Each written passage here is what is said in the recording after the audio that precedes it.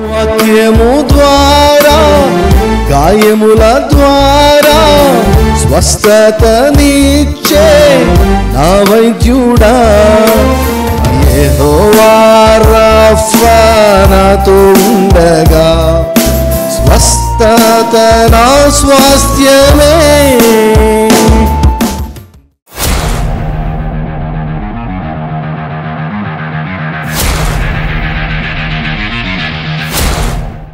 మరొక నూతన దినంలోనికి మనల్ని ప్రవేశపెట్టినటువంటి యేసయ్యకు రెండు చేతుల పైకెత్తి ఆయన నామాన్ని మహిమపరుద్దామండి. హల్లెలూయా, హల్లెలూయా. సో గత కొన్ని రోజులుగా నేను అనౌన్స్ చేస్తున్న ప్రకారం నిన్న చెప్పిన రీతిగా ఈరోజు కూడా చెబుతూ ఉంటున్నాను. ఆర్డీజే మినిస్ట్రీస్లో ప్రతి శనివారమును ఉపవాస దినముగా మరి ఈ ఫిబ్రవరి మాసము మొదటి వారం నుంచి ప్రతిష్ఠించడం జరిగింది. So I am sanctifying every Saturday as a day of a fast in RDJ Ministries from today onwards in Jesus mighty name. ఇది యేసుక్రీస్తు ప్రభు యొక్క రెండవ రాకడ వరకు, ఆయన వచ్చేంత వరకు ఈ పరిచర్యలో ఇది ఆచారముగా కొనసాగాలని నేను ఈ యొక్క దినాన్ని ఈ పరిచర్యలో నేను ప్రత్యేకిస్తూ ఉన్నాను. ఎవరెవరైతే ఈ మాటకు మరి లోబడతారో, ఈ మాటను అంగీకరిస్తారో వారికి క్షేమమని నేను తెలియజేస్తున్నాను. You will really thank me after some years. కొన్ని సంవత్సరాల తర్వాత ఎవరెవరు నాతో కలిసి ఈ ఉపవాస దినమును ఆచరించబోతున్నారో వారందరూ కూడా మీరు నాకు కృతజ్ఞతలు తెలియజేస్తారు. ఈరోజు మనము మామూలుగా అందరూ చేసినట్లు మనం ఉపవాసం చేయం.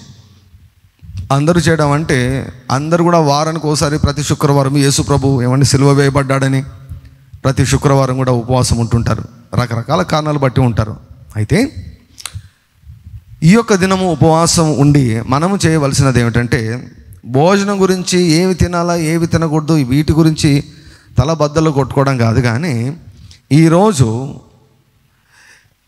నిన్ను నీవు తృణీకరించుకోవాలి. That means you have to deny yourself. నీ గురించి నువ్వు ప్రక్కన పెట్టాలి ఈరోజు. అంటే నీ ఆకలిని తీర్చుకునే దానికి నువ్వు ఆలోచించకూడదు. నీళ్ళు కావాలంటే తాగండి. కాబట్టి ఈ దినము ఇది నీది కాదు, ఇది ప్రభువు కొరకు అని ప్రతిష్ఠించుకోండి. అంటే మిగిలిన రోజులన్నీ నా కొరకు జీవించవచ్చు అంటే I'm not saying that thing. నేను అలా చెప్పడం లేదు. ఈ దినము ఒక ప్రతిష్ఠించబడినటువంటి దినం. ఈ దినము don't pray for your self. నీ కోసం ప్రార్థన చేసుకోవద్దు, నీ కుటుంబం కొరకు ప్రార్థన చేసుకోవద్దు. ఈరోజు కేవలం దేవుని యొక్క రాజ్యం కొరకు ప్రార్థించండి. సంఘము కొరకు, సంఘ క్షేమం కొరకు, సంఘ దర్శనం కొరకు, మీరున్నటువంటి వీధి కొరకు, మీరున్నటువంటి ప్రాంతాల కొరకు, మీరున్నటువంటి జిల్లా కొరకు, మన రాష్ట్రం కొరకు, మన దేశం కొరకు ఈరోజు మనము విజ్ఞాపన చేయాలి. నేను ఎప్పుడు చెప్తూ వచ్చాను కదా, ఉపవాసం గ్రేటా ప్రార్థన గ్రేట్ అంటే ప్రార్థన గ్రేట్. ఊరిగా కడుపు కాల్చుకుంటే కొవ్వు గరడం తప్ప ఇంకేం జరగదండి. అయితే ఈరోజు ఉపవాస దినము అనే దానికంటే ప్రార్థన దినము అనుకోండి. This is a day of prayer. You add fasting to it. Day of prayer for the kingdom of God. నీ గురించి, నీ పిల్లల గురించి, నీ కుటుంబం గురించి మిగిలిన రోజుల్లో ప్రార్థన చేసుకో. మిగిలిన రోజుల్లో తిను, మిగిలిన రోజుల్లో ప్రార్థన చేసుకో. కానీ ఈరోజు టుడే సాంక్టిఫైడ్. వాక్యంలో వ్రాయబడింది, యెరూషలేము క్షేమము కొరకు ప్రార్థన చేయుడి. యెరూషలేమా నిన్ను ప్రేమించేవారు వర్ధిల్లుతారు. Do you want to really prosper? బలాభివృద్ధిని అనుభవించాలని అనుకుంటున్నావా?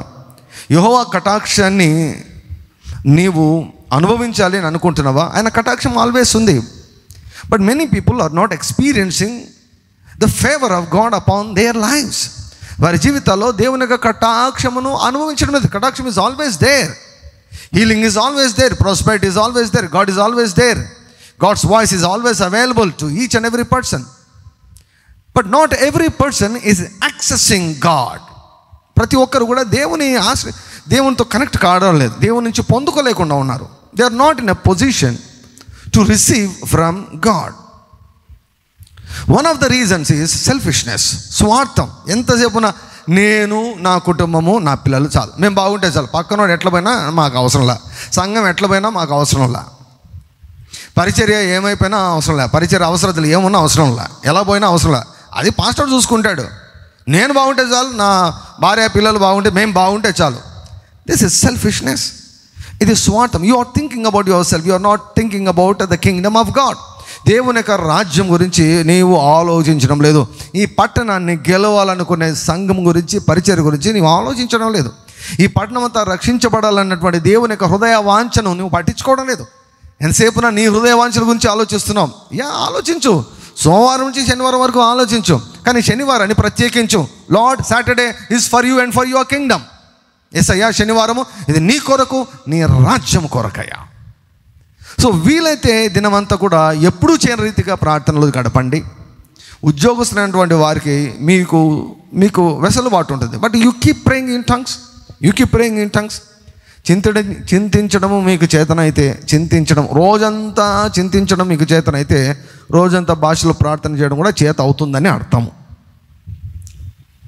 You pray in the spirit. ప్రభువా, పరిచర్య కొరకు నేను ప్రార్థన చేస్తున్నా, దైవజనుల కొరకు నేను ప్రార్థన చేస్తున్నాను, పరిచర్య దర్శనం కొరకు నేను ప్రార్థన చేస్తున్నా. కొన్ని పాయింట్లు పాస్టర్ గారు ఇచ్చారు, కానీ ఎలా చేయాలో నాకు తెలియదు. పరిశుద్ధాత్మ, నా నాలుకను, నా గొంతును, నా స్వరాన్ని వాడుకొని నీవు పరిచర్య పక్షముగా, మా వీధిలో ఉన్నటువంటి నశించిపోయే ఆత్మల పక్షముగా, మా ఊరి పక్షముగా, మా జిల్లా పక్షముగా, మా ప్రాంత పక్షముగా, మా రాష్ట్ర పక్షంగా, మా దేశ పక్షంగా మీరు మొరపెట్టండి అయ్యా. నేను నీ చేత వాడబడడానికి సిద్ధంగా ఉన్నాను. యూజ్ మీ లార్డ్ అని నిన్ను నీవు ఈ శనివారము ప్రత్యేకించుకొనమని నేను తెలియజేస్తున్నాను. రూల్ పెట్టడం లేదు. అంటే నేను ఎవరిని బలవంతం చేయను. నా స్వభావం అంతా దేవుని యొక్క స్వభావమే. నేను ఎవరిని బలవంతం చేయను. ప్రజలు దేవుని యొక్క మాటను విని స్వేచ్ఛగా, స్వతహాగా, ఇష్టపూర్వకంగా వారు దేవుని యొక్క వాక్యానికి, దేవుడిచ్చే సూచనకు లోబడాలని దేవుడు కోరుకుంటాడు. నేను కూడా అలాగే కోరుకుంటాను. So who ever wants to obey this call of God, a call for separate. So ఈ ఉపవాస దినాన ఎక్కువగా మీరు దేవుని యొక్క రాజ్యము విస్తరించాలని ప్రార్థన చేయండి. రేపటి దినము పరిచర్య కొరకు, ఆదివారం ఆరాధనల కొరకు విస్తారంగా దేవుని యొక్క కార్యాలు జరుగులాగున ప్రార్థించండి. You pray for the kingdom of God, you pray for the ministry. ఏ పొలంలో నాటబడ్డావో ఆ పొలం కొరకు ప్రార్థన చేయి. ఏ వీధిలో ఉన్నావో ఆ వీధి కొరకు ప్రార్థన చేయి. ఏ ఊరిలో ఉన్నావో ఆ ఊరి కొరకు ప్రార్థన చెయ్యి. ఏ ఆఫీసులో పని చేస్తున్నావో ఆ ఆఫీస్ కొరకు ప్రార్థన చేయి. ఏ ప్రభుత్వం క్రింద నీవు ఉన్నావో ఆ ప్రభుత్వం కొరకు ప్రార్థన చేయి. You pray for others. Saturday is not for you, is not for your belly. శనివారం నీ కడుపుకు కాదు, ఏమండి నీ కళ్ళకు కాదు, నీ చెవులకు కాదు, వీటికి ఏమీ కాదు. శనివారము ఇతరుల కొరకు జీవించు. మొదటగా దేవుని కొరకు జీవించు. రెండవదిగా శనివారం అనేకుల కొరకు ప్రార్థించు. సో ఈరోజు నుంచి ప్రారంభమవుతుంది. ఇది ఫిబ్రవరి 3వ తారీఖున ఇది చరిత్రలో ఎప్పటికి కూడా నిలిచిపోతుంది. ప్రతి శనివారము ఉపవాస దినముగా నేను ప్రకటిస్తున్నాను. సో పూర్తిగా మీరు ఉపవాసం ఉండలేకపోతే ఏదో ఒక రకంగా ఉండండి. కనీసం ఈరోజు శనివారం నేను ఎక్కువగా ప్రార్థించబోతున్నాను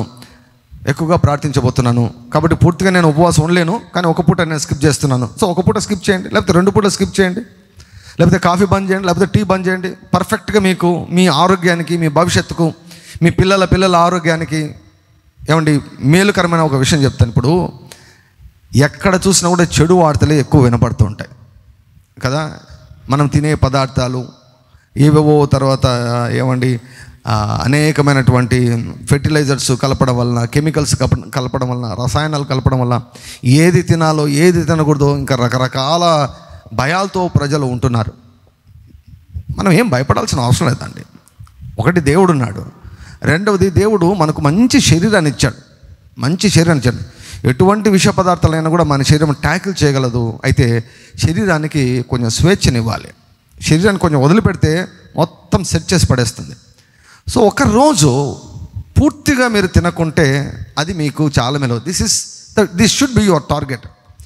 ఈరోజు ఏం తినదు, నీళ్లు తాగడం తప్ప ఏం తినద్దండి. నంబర్ 1.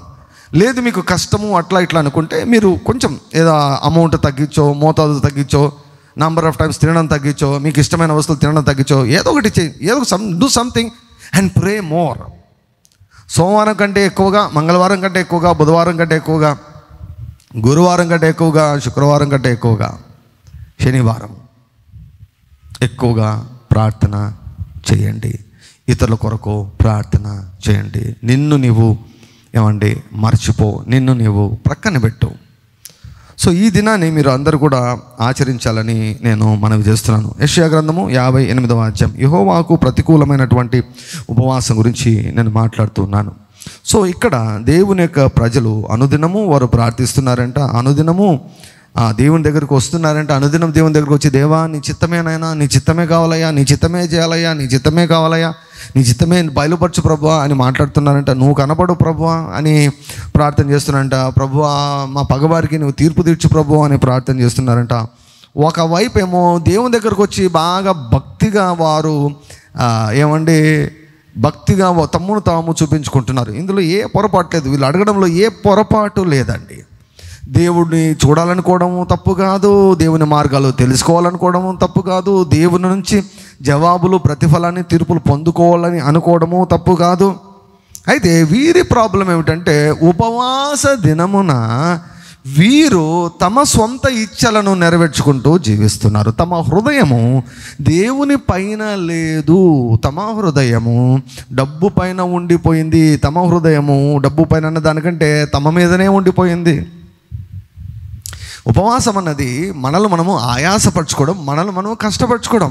వీళ్ళు తమ్మును తాము కష్టపెట్టుకోవడం లేదు కానీ ఇతరులను కష్టపెడుతున్నారంట. This kind of fast is not acceptable in the sight of God. దేవుని యొక్క దృష్టిలో ఇటువంటి ఉపవాసము ఏమాత్రం కూడా దేవునికి అంగీకారం కాదు. ఉపవాసం ఉన్నప్పుడు శరీరంకు ఇబ్బంది అవుతుంది, శరీరానికి ఇబ్బంది అవుతుంది. ఉపవాసం ఉన్నప్పుడు మనసుకు ఇబ్బంది అవుతుంది. సో కొంతమందికి కష్టపడడం అసలు ఇష్టం ఉండదు.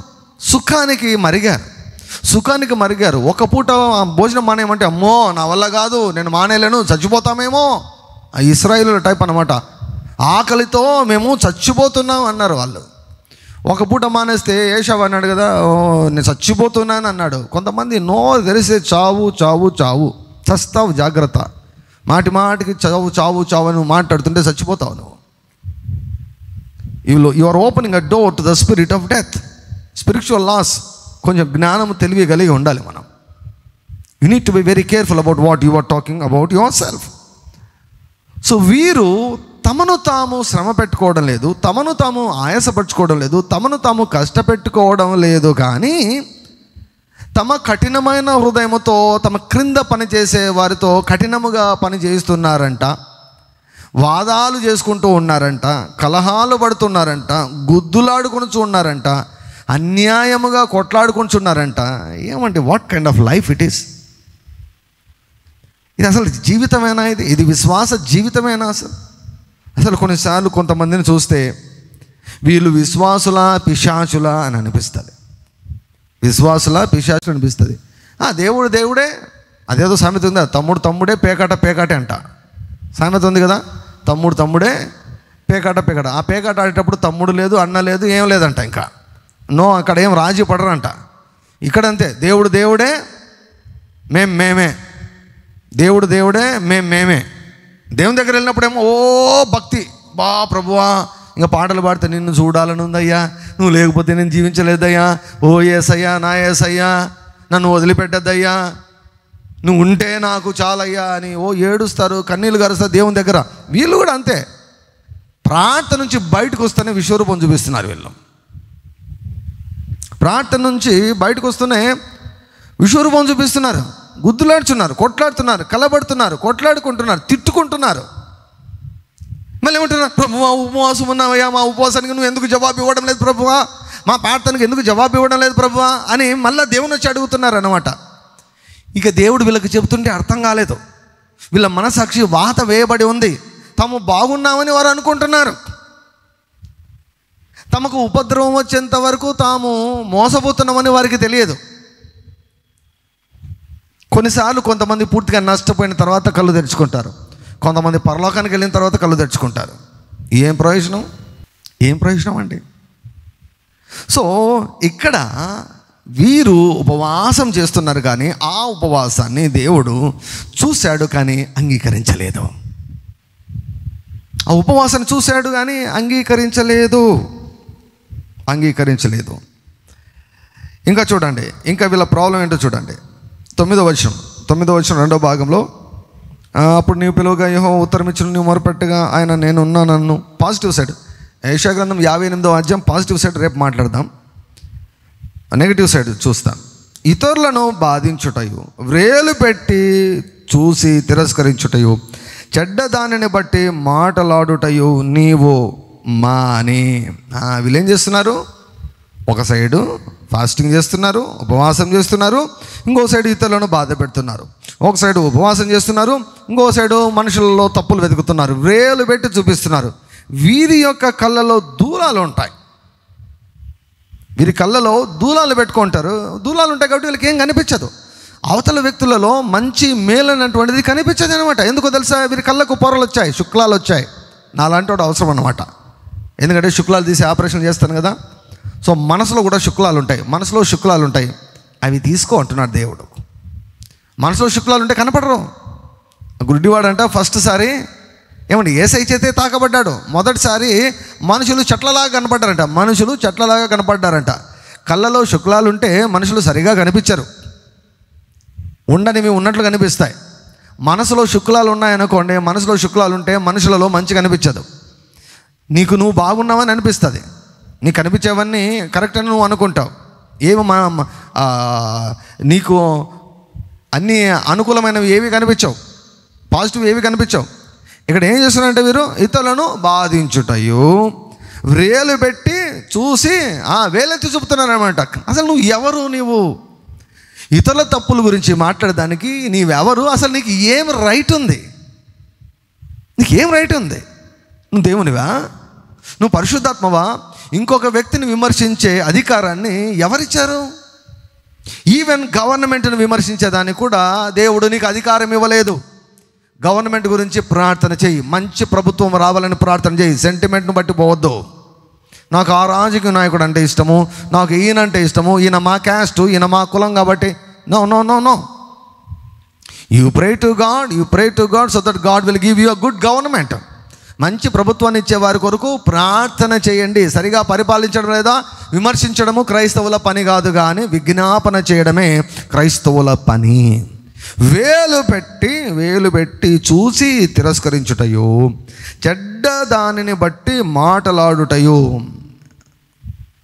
ఇది చెడ్డ ఉపవాసము, వ్రేలెత్తి చూపే ఉపవాసము, బాధించే ఉపవాసం. ఇవన్నీ పేర్లు పెట్టుకోవచ్చు. ఇవన్నీ యెహోవాకు ప్రతికూలమైన ఉపవాసాలు. చివరిగా చూద్దాం 13వ వచనం. నా విశ్రాంతి దినమున వ్యాపారము చేయకుండా నాకు ప్రతిష్ఠితమైన దినమని నీవు ఊరకుండిన ఎడల, విశ్రాంతి దినము మనోహరమైనదనియు యెహోవాకు ప్రతిష్ఠిత దినమనియు ఘనమైనదనియు అనుకుని దానిని ఘనముగా ఆచరించిన ఎడల, నీకు ఇష్టమైన పనులు చేయకయు వ్యాపారము చేయకయు లోక వార్తలు చెప్పుకొనకయు ఉండిన ఎడల. ఏం చెప్తున్నాడు ఇక్కడ? నా విశ్రాంతి దినమున. యాక్చువల్గా దేవుడు ఇశ్రాయేలులకు ఆజ్ఞాపించింది ఏంటంటే సంవత్సరానికి ఒకసారి ఫాస్టింగ్ అనమాట. సంవత్సరానికి ఒక రోజు ఉపవాసం, డే ఆఫ్ అటోన్మెంట్ నాడు సంవత్సరం ఒక రోజు ఉపవాసం ఉండమని ఆజ్ఞాపించాడు. అయితే వారంలో ఒక రోజును విశ్రాంతి దినముగా దేవుడు నియమించాడు. సో ఆ విశ్రాంతి దినాన్నే ఇశ్రాయేలులు ఉపవాస దినముగా పాటించారు. కాబట్టి ఆ దినము గురించి ప్రభు ఏమంటున్నాడంటే, నా విశ్రాంతి దినము. ఇప్పుడు మనం అన్వయించుకుంటే ఏమండి, కరెక్ట్గా చూడండి, ఈ రోజుకే కరెక్ట్గా ఈ వాక్యం వచ్చింది మనకు. దేవుడు మాట్లాడుతున్నాడు, పరిశుద్ధాత్ముడు మాట్లాడుతున్నాడు. సో శనివారాన్ని మన విశ్రాంతి దినంగా మనం ప్రకటిస్తూ ఉన్నాం, శనివారాన్ని. సో ఈ రోజు గురించి ప్రభు ఏమంటున్నాడు? నా విశ్రాంతి దినమున వ్యాపారము చేయకుండా, అంటే మీరు పని పాట మానుకోమని నేను చెప్పడం లేదు. You go and you work. Look at the heart of this words. నాకు ప్రతిష్ఠితమైన దినమని నీవు ఊరకొనే నెడల, విశ్రాంతి దినము మనోహరమైనదనియు యెహోవాకు ప్రతిష్ఠిత దినమనియు ఘనమైనదనియు అనుకొని దానిని ఘనముగా ఆచరించిన ఎడల, నీకు ఇష్టమైన పనులు చేయకయు వ్యాపారం చేయకయు లోక వార్తలు చెప్పుకొనకయు వండిన ఎడల. సో దేవుడు ఏం తెలియజేస్తున్నాడంటే ఈ దినాన్ని ఘనముగా ఆచరించమంటున్నాడు. ఘనముగా ఆచరించమంటున్నాడు. ఇది యెహోవా దినము. This is the day of the lord. ఇది యెహోవాకు ప్రతిష్ఠిత దినము. ఘనమైనదని, మనోహరమైనదని ఈ యొక్క దినాన్ని ఆచరించమని దేవుడు తెలియజేస్తున్నాడు. లోక వార్తలు చెప్పుకొనకయు. చూడండి ఎంత చక్కగా చెప్పాడు. లోక వార్తలు చెప్పుకొనకయు వండిన ఎడల, నీకు ఇష్టమైన పనులు చేయకయు వ్యాపారం చేయకయు. అందుకే నిన్ను నీవు తృణీకరించుకునే దినం ఇది. అన్ని రకాల ఫాస్టింగ్ చేయండి. TV fasting, social media fasting, అన్ని రకాల ఫాస్టింగ్స్ చేసుకోవచ్చు మీరు.